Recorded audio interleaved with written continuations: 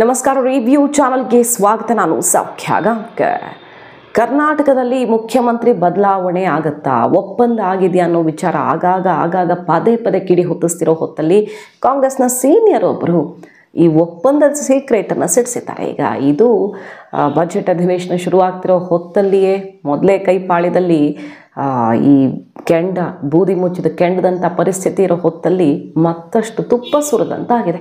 ಮಾಹಿತಿ ಮುಂದೆ ಇಡ್ತಾ ಹೋಗ್ತೀವಿ. ಮಿಸ್ ಮಾಡಿದ್ರೆ ನಮ್ಮ ಚಾನಲ್ನ ಸಬ್ಸ್ಕ್ರೈಬ್ ಮಾಡಿ, ನಿಮ್ಮ ಅಭಿಪ್ರಾಯ ಕಮೆಂಟ್ ಮಾಡಿ ತಿಳಿಸಿ. ವೀಕ್ಷಕರೇ, DK ಶಿವಕುಮಾರ್ ಅವರ ನಡೆ ವರಸೆ ಬದಲಾಗಿರೋದ್ರ ಬಗ್ಗೆ 2-3 ದಿನಗಳಿಂದ ಚರ್ಚೆ ಆಗ್ತಿದೆ. ಅವರ ಇಶಾ ಫೌಂಡೇಶನ್ ಕಾರ್ಯಕ್ರಮ ಆಯಿತು, ಅದಾದಮೇಲೆ ಉಡುಪಿಗೆ ಹೋದರು. ಉಡುಪಿಯಲ್ಲಿ BJPಯ ಶಾಸಕರೆಲ್ಲ ಸ್ವಾಗತ ಮಾಡಿ ಬಾಯಿ ತುಂಬ ಹೊಗಳಿದ್ರು, ದೇವರ ಪ್ರಸಾದ ಕೊಟ್ಟು ಬಹಳ ಒಳ್ಳೆಯದಾಗುತ್ತೆ, ಧರ್ಮರಕ್ಷಕರು ಅಂತ ಕೊಂಡಾಡಿದ್ರು. ಸುನಿಲ್ ಕುಮಾರ್ ಅವ್ರನ್ನ ಮುಕ್ತ ಮನಸ್ಸಿನಿಂದ ಆಹ್ವಾನ ಕೊಡ್ತೀವಿ, ಕಾಂಗ್ರೆಸ್ ನಾಯಕರಿಗೆ ಸೆಡ್ಡು ಹೊಡೆದ ನಾಯಕನಿಗೆ ಸ್ವಾಗತ ನಮ್ಮ ಜಿಲ್ಲೆಗೆ ಅಂತ ಸ್ವಾಗತ ಕೋರಿದ್ರು. ಇದೆಲ್ಲ ಕೂಡ ಗಮನ ಸೆಳೀತಿದೆ. DK ಶಿವಕುಮಾರ್ ಮತ್ತೊಮ್ಮೆ ಅದನ್ನೇ ರಿಪೀಟ್ ಮಾಡ್ತಿದ್ದಾರೆ. ನಾನು ಹಿಂದೂವಾಗಿ ಸಾಯ್ತೀನಿ, ನಮ್ಮ ಧರ್ಮದ ರಕ್ಷಣೆಗೆ ಸದಾ ನಾನು ಸಿದ್ಧ ಅನ್ನುವಂಥ ಹೇಳಿಕೆ ಕೊಡ್ತಿದ್ದಾರೆ. ಇದೆಲ್ಲವೂ ಕೂಡ ಒಂದು ಕಡೆ ಆದರೆ, ಮತ್ತೊಂದು ಕಡೆ ಇದೇ ಸಮಯದಲ್ಲಿ ಕಾಂಗ್ರೆಸ್ನ ಅಧಿಕಾರ ಹಂಚಿಕೆ ಒಪ್ಪಂದದ ಬಿಗ್ ಸೀಕ್ರೆಟನ್ನು ಸಿಡಿಸಿದ ಮಾಜಿ ಮುಖ್ಯಮಂತ್ರಿ. ಹಾಗಾದರೆ ಕೈಪಾಳ್ಯದಲ್ಲಿ ಈಗಾಗಲೇ ಡೆಲ್ಲಿ ಮೆಸೇಜ್ ಬಂದು ತಲುಪೇ ಬಿಟ್ಟಿದೆಯಾ?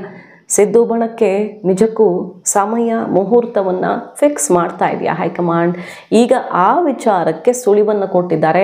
ಅದು ಎಲ್ಲರಿಗೂ ಗೊತ್ತಾಗಿದೆ ಅಂತ ಹೇಳುವ ಮೂಲಕ ವೀರಪ್ಪ ಮೊಯ್ಲಿ ಅವರು, ಮಾಜಿ ಮುಖ್ಯಮಂತ್ರಿ ವೀರಪ್ಪ ಮೊಯ್ಲಿ ಅವರು DK ಶಿವಕುಮಾರ್ ಅವರು CM ಆಗೋದು ಶತಸಿದ್ಧ ಅನ್ನುವಂಥ ಬಾಂಬನ್ನು ಸಿಡಿಸಿದ್ರು. ಅದು ಆಲ್ರೆಡಿ ಒಪ್ಪಂದ ಆಗಿರೋ ವಿಚಾರ ಅಂತ ಹೇಳೋ ಮೂಲಕ ಆಮೇಲೆ ಅದನ್ನು ಸ್ವಲ್ಪ ಸರಿ ಮಾಡೋದಕ್ಕೆ ಜನರ ಮನಸ್ಸಲ್ಲಿ ಒಪ್ಪಂದ ಆಗಿದೆ ಮತ್ತು ಕಾರ್ಯಕರ್ತರೆಲ್ಲ ಸಮಾಧಾನವಾಗಿರಬೇಕು, ಅದೆಲ್ಲ ನಿರ್ಧಾರ ಆಗಿರೋದೆ. ಬಟ್ ಸಮಯ ಸ್ವಲ್ಪ ಹೆಚ್ಚು ಕಡಿಮೆ ಆಗ್ತಿದೆ ಅಷ್ಟೇ ಅನ್ನೋ ರೀತಿಯಲ್ಲಿ ತಾನು ಹೇಳಿದ ಮಾತಿನ ಡ್ಯಾಮೇಜ್ ಕಂಟ್ರೋಲು ಕೂಡ ಅಲ್ಲೇ ಮಾಡಿಕೊಂಡ್ರೆ ಅವರು ಜನರ ಮನಸ್ಸಲ್ಲಿ ಒಪ್ಪಂದ ಅಂತ ಆಮೇಲೆ ಸರಿ ಮಾಡೋ ಮೂಲಕ ಒಪ್ಪಂದ ಆಗಿದೆ ಅಂತ ವೀರಪ್ಪ ಮೊಯ್ಲಿ ಅವರ ಬಾಯಲ್ಲಿ ಬಂದಿದೆ. ಅಂದರೆ DK ಶಿವಕುಮಾರ್ ಅವ್ರಿಗೆ 2.5 ವರ್ಷ ಆದಮೇಲೆ ಮುಖ್ಯಮಂತ್ರಿ ಮಾಡುವ ಅಧಿಕಾರ ಹಂಚಿಕೆ ಸೂತ್ರ, ಆ ತೀರ್ಮಾನ ಆಗಿರೋದು ಸುಳ್ಳು ಅನ್ನೋ ರೀತಿಯಲ್ಲಿ ಸಿದ್ದು ಕ್ಯಾಂಪೇನ್ ಹೇಳ್ತಾ ಇದೆ. ಅಂಥದ್ದೇನು ಆಗಿಲ್ಲ, ನಮಗೂ ಗೊತ್ತೂ ಇಲ್ಲ ಅಂತ, ಆಗಿರೋದು ಹೌದು ಅನ್ನೋದನ್ನು ಈಗ ಬೇರೆ ನಾಯಕರ ಮೂಲಕ ಕೂಡ ರಾಜ್ಯದ ಜನಕ್ಕೆ ತಲುಪಿಸೋದಕ್ಕೆ ನಿಂತ DK ಶಿವಕುಮಾರ್. ಸಿದ್ದು ಬಣದಲ್ಲಿ ಒಂದಿಷ್ಟು ಸೀನಿಯರ್ಸ್ ಕೂಡ ಈಗ ಬೆನ್ನಿಗೆ ನಿಂತಿರೋದ್ರಿಂದ DKಗೆ ಮತ್ತಷ್ಟು ಬಲ ಬರ್ತಿದೆಯಾ? ನಾಳೆ ಏನಾಗುತ್ತೋ ಬಿಡುತ್ತೋ ಗೊತ್ತಿಲ್ಲ. ಸಿದ್ದರಾಮಯ್ಯ ಬಣ ಅಷ್ಟು ಸುಲಭ ಏನಲ್ಲ. ಸಿದ್ದು ಬಿಟ್ಟು ಕೊಡದೇ ಇದ್ದರೆ ಕಿತ್ತುಕೊಳ್ಳೋದು ಅಷ್ಟು ಸಲೀಸಿನ ವಿಚಾರ ಅಲ್ಲ. ಹಾಗಾಗಿ ಇವರು ವಚನ ಭ್ರಷ್ಟರು ಅನ್ನೋ ಸಂದೇಶವನ್ನು ರಾಜ್ಯದ ಜನಕ್ಕೆ ಮತ್ತು ಪಕ್ಷದ ಒಳಗೆ ರವಾನಿಸುವ ಮೂಲಕ ಸಿದ್ದರಾಮಯ್ಯನವ್ರಿಗೆ ಮುಜುಗರ ಆಗಬೇಕು. ನಾಳೆ ಹೌದಪ್ಪ ವಚನ ಕೊಟ್ಟು ಮಾತು ಕೊಟ್ಟು ಹೈಕಮಾಂಡ್ ಬಳಿ ಒಪ್ಪಿಕೊಂಡು ಇವರು ಬಿಟ್ಕೊಡ್ತಿಲ್ಲ, ಕುರ್ಚಿಗೆ ಅಂಟುಕೊಂಡು ಕೂತಿದ್ದಾರೆ ಅನ್ನೋ ಮಾತುಗಳು ಬರೋದಕ್ಕೆ ಶುರುವಾದರೆ ಅನಿವಾರ್ಯವಾಗಿ ಸಿದ್ದರಾಮಯ್ಯನವರು ಬಿಟ್ಟುಕೊಡುವಂಥ ಒತ್ತಡ ಸೃಷ್ಟಿಯಾಗಬಹುದು. ಅಥವಾ ಮುಜುಗರದಂತಹ ಅಷ್ಟು ದೊಡ್ಡ ನಾಯಕನಾಗಿ ಅವರ ಘನತೆಗೆ ಹೊಂದಲ್ಲ ಈ ವಚನ ಭ್ರಷ್ಟತೆ ಅಂತ ಟೀಕೆಗಳು ಶುರುವಾಗಬಹುದು. ಹಾಗಾಗಿ ಸಿದ್ದರಾಮಯ್ಯನವರನ್ನು ನೈತಿಕ ಹೊಣೆಗಾರಿಕೆಯಲ್ಲಿ ಕಟ್ ಹಾಕುವಂಥ ಪ್ರಯತ್ನ ಕೇಳದಂತ ಕಾಣಿಸ್ತಿದೆ. ಈಗ ಬೇರೆ ಎಲ್ಲ ಆಯಿತು, ಶಾಸಕರ ಬಲ ಅಂತ ಬಂದಾಗ ಸಿದ್ದು ಮೀರಿಸೋದಕ್ಕಾಗಲ್ಲ. ಹೈಕಮಾಂಡ್ ಆಶೀರ್ವಾದ ಇದ್ದರೂ ಕೂಡ ಹೈಕಮಾಂಡ್ ಕೂಡ ಸಿದ್ದರಾಮಯ್ಯನವ್ರನ್ನ ಅಷ್ಟು ಈಸಿಯಾಗಿ ಟಚ್ ಮಾಡೋಕ್ಕಾಗಲ್ಲ. ಅವರ ಆಪ್ತರೇ ಹೇಳ್ಕೊಳ್ಳೋ ರೀತಿಯಲ್ಲಿ ಕೈಪಾಳ್ಯದಲ್ಲಿ ಅವರು ಬೆಂಕಿನೇ, ಅದರಲ್ಲಿ ಏನೂ ಡೌಟ್ ಇಲ್ಲ. ಹಾಗಾಗಿ ಸಿದ್ದರಾಮಯ್ಯನವರನ್ನು ಮಣಿಸೋದಕ್ಕೆ ಈಗ DK ಮತ್ತೊಂದು ದಾರಿ ಹಿಡ್ದಂಗೆ ಕಾಣಿಸ್ತಾ ಇದೆ. ವಚನ ಭ್ರಷ್ಟ ಅನ್ನುವ ಸಂದೇಶ ನಿಧಾನಕ್ಕೆ ಹೊರಗಡೆ ಬರ್ತಾ ಹೋದರೆ DK ಶಿವಕುಮಾರ್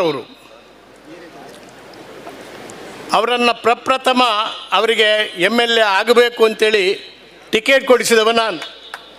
ಆದ್ದರಿಂದ ಇವತ್ತು ಅತ್ಯಂತ ಯಶಸ್ವಿ ನಾಯಕರಾಗಿ ಕರ್ನಾಟಕದಲ್ಲಿ ಮೂಡಿ ಬಂದಿದ್ದಾರೆ.